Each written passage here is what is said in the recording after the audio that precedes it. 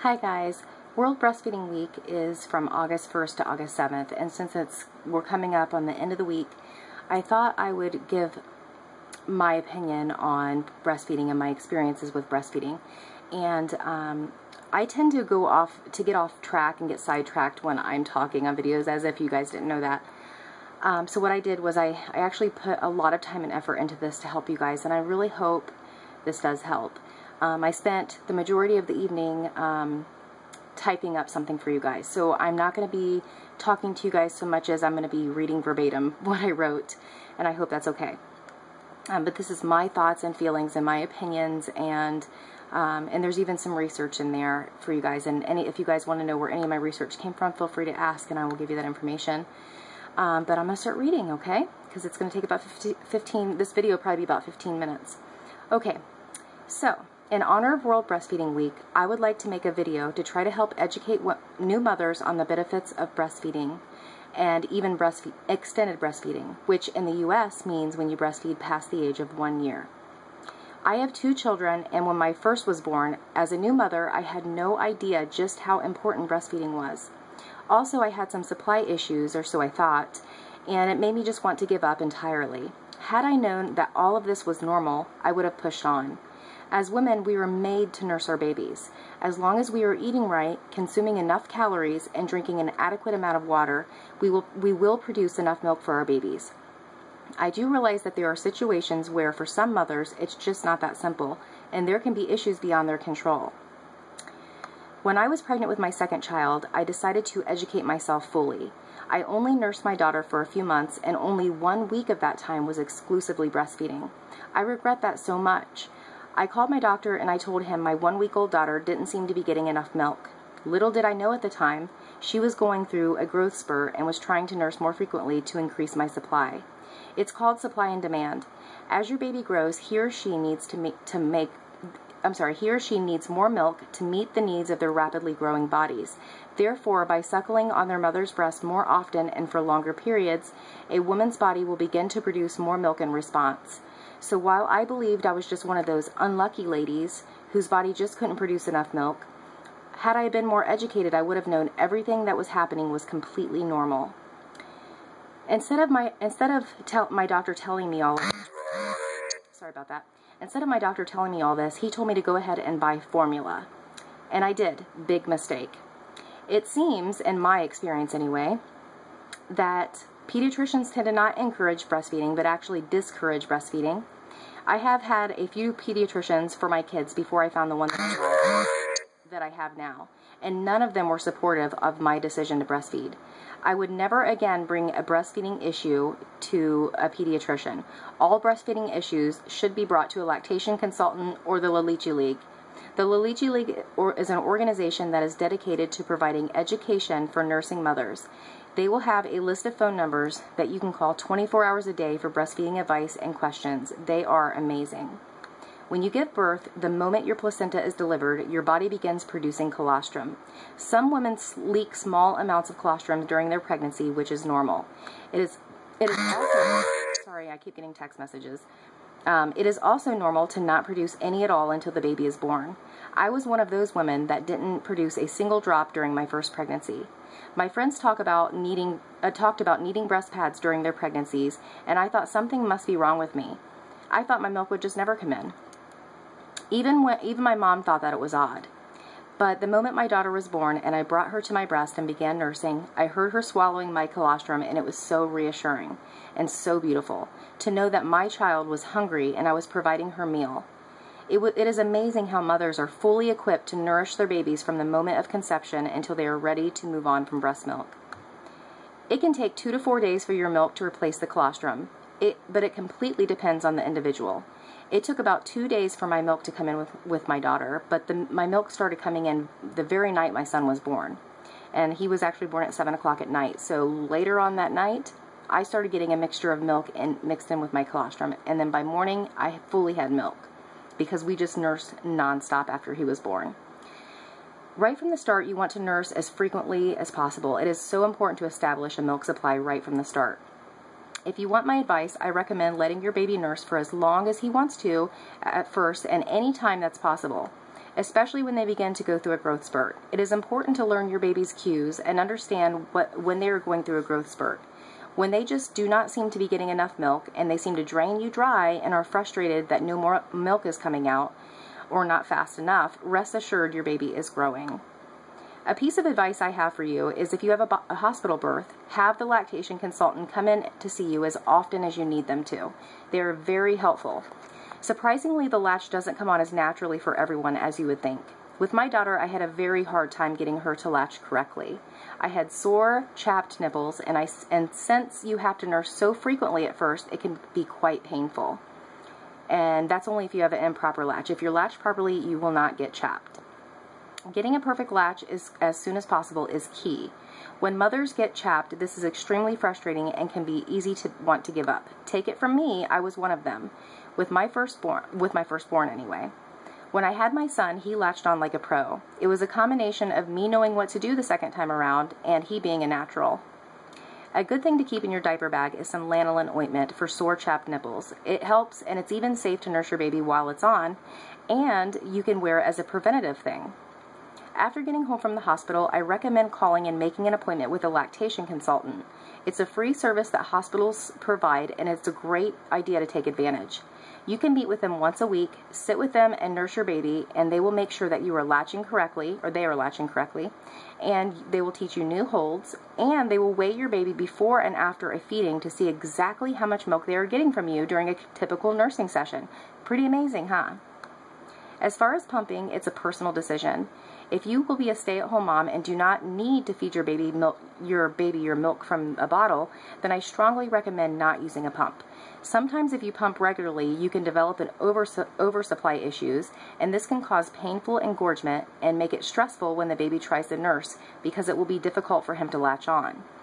Instead of using a pump to help with engorgement, the best thing to do is to take a hot shower and massage your breast and squeeze some of the milk right out in the shower until your breasts are a little bit softer, and it will make it much easier for your baby to latch on. This will especially happen at first. Once your milk comes in, your body will adjust to the amount of milk that it needs, and usually you make too much at first, and then your milk supply will be better after it adjusts. So hang in there. When your milk comes in and you're engorged, hang in there. Just use some heat and it will help relieve the pain. The first few months of nursing your baby, it will be the most challenging. But as long as you get a proper latch from the start, it will become easier by the day. Your baby in the first 6 months, or whenever you decide to start feeding him or her solids, will need to nurse every 2 to 3 hours. Some babies can hold off longer than others and some cannot. Some women get on a nursing schedule as soon as possible. I was never one to have a nursing schedule. I felt it was important to nurse on demand. Breast milk isn't as filling as formula, so they will tend to get hungry more often.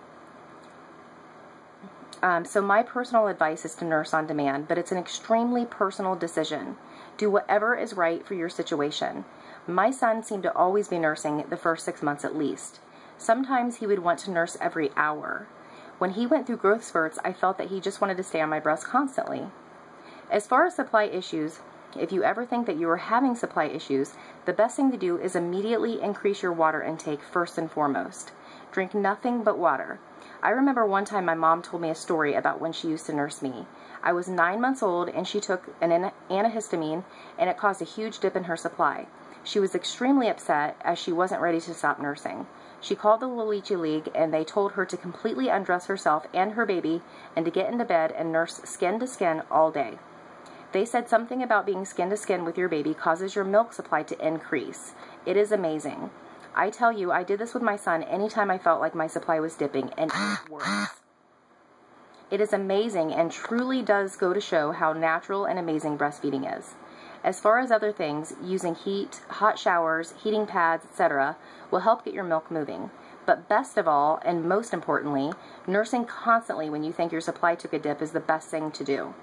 There was a time I thought my supply was dipping and I took fenugreek. Fenugreek contains hormone precursors that increase your milk supply. Since fenugreek stimulates sweat production and your breasts are essentially like a sweat gland, it therefore increases your milk supply, but be prepared to sweat a lot and for your sweat to smell like maple syrup. As far as do I recommend fenugreek? I don't know.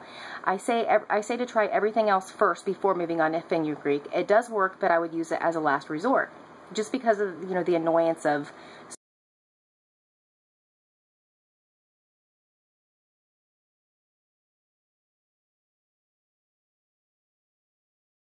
notice them begin to nurse less often. Babies associate nursing not only as a means for satisfying their hunger, but also for comfort. It is so soothing and comforting to be in mother's arms nursing.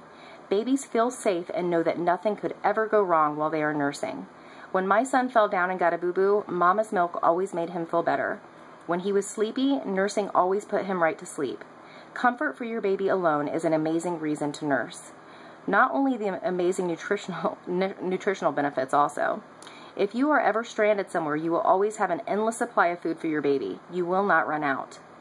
Colostrum, which is the first milk that come out of your breast when your baby is born, is rich in nutrients and antibodies that help protect your baby. Even though there is only a tiny amount of colostrum, it is so condensed with all the nourishment that your baby needs that it completely satisfies them. Also, breast milk is easier to digest. It is completely great for premature babies. The proteins in formula are made from cow's milk, and it takes time for your baby to adjust to digesting them. Formula is fortified with iron, which tends to constipate babies. Breast milk also fights disease. Formula cannot match the chemical makeup of human breast milk. Formula-fed babies have higher risks of lower respiratory infections, asthma, obesity, type 2 diabetes, gastrointestinal problems, and ear infections. These are amazing reasons to breastfeed, but mothers also benefit from breastfeeding. For one, it's free. How can you beat free?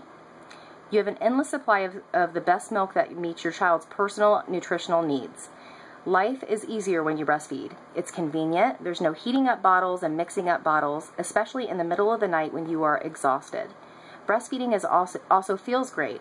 There is some sort of chemical that is released in your body, like an oxytocin or whatever you call it, that actually makes you feel good and relaxed and happy. But let's see here. But also, it is proven that mothers who nurse do not develop postpartum depression as often. Breastfeeding is linked to lower risk of type 2 diabetes, breast cancer, and ovarian cancer. For a lot of mothers, breastfeeding helps women lose weight faster. Unfortunately, this isn't always the case for every woman, myself included. I think if I have another child, I will count my calories to make sure I'm not over-consuming calories. I honestly believe I was overeating. I was so worried about eating enough so I could produce enough milk, so it took me a little more than 2 years to lose the weight. But for most women, you actually lose weight more rapidly after giving birth. And breastfeeding helps your uterus shrink back up so you can recover quicker. So in conclusion, breastfeeding is an amazing thing that us women were meant to do. Don't get me wrong, breastfeeding may not be for everyone. While I'm a big believer in breastfeeding, I would never judge another woman for not breastfeeding. It is a very personal decision, but one I strongly advise is even if you feel strongly against it or strongly for breastfeeding, do your research and I always recommend at least giving it a try. If it doesn't work out, don't beat yourself up. At least you know that you tried. And remember that if you think something is wrong, like your milk supply issues, latch issues, etc., there are millions of women who have been through it all and are more than willing to help you.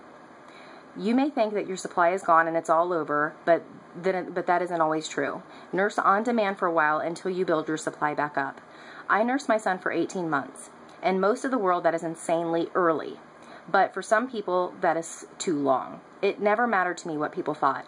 But I am the type of person, when someone didn't like me breastfeeding, I made sure to nurse in front of them. But then, when it came time and I weaned my son, it didn't matter to me that people thought I was weaning too soon. It was my decision, and that is all that matters. I feel extremely proud of the 18 months that I nursed my son. It was a beautiful experience, and it created such a strong bond between us.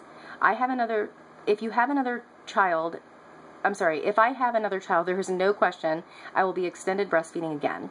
If you have any questions about breastfeeding, please either leave a message below or privately message me or contact me on Facebook. My Facebook name, you can find me under Kelly Mrs. Mommy. I am always more than willing to help when it comes to breastfeeding. I have a lot of experience, and I nursed through postpartum depression, the death of my brother when my son was just 8 weeks old, multiple mastitis infections, breast lumps, clogged ducts, and there were a couple of times my supply dipped. I pushed on and I realized that it is completely natural and a beautiful thing that I was made to do, and there would always be a solution to any problem that could ever arise. So there it is. That's it. I just wanted to participate in World Breastfeeding Week and help educate new mothers and pregnant women who are thinking about breastfeeding. I wanted to help educate and really help make someone's decision a little easier. And obviously I'm trying to help encourage people to breastfeed. I'm very much for it, and breastfeeding as long as you possibly can. So even if you only nurse one time, or if you nurse for a few months, there's a benefit to any amount of time that you nurse. So like I said, if you have any questions, let me know. I am more than willing to talk about it and to share my experiences. So anyway, I hope you all have a great day, and I will talk to you soon. Bye-bye.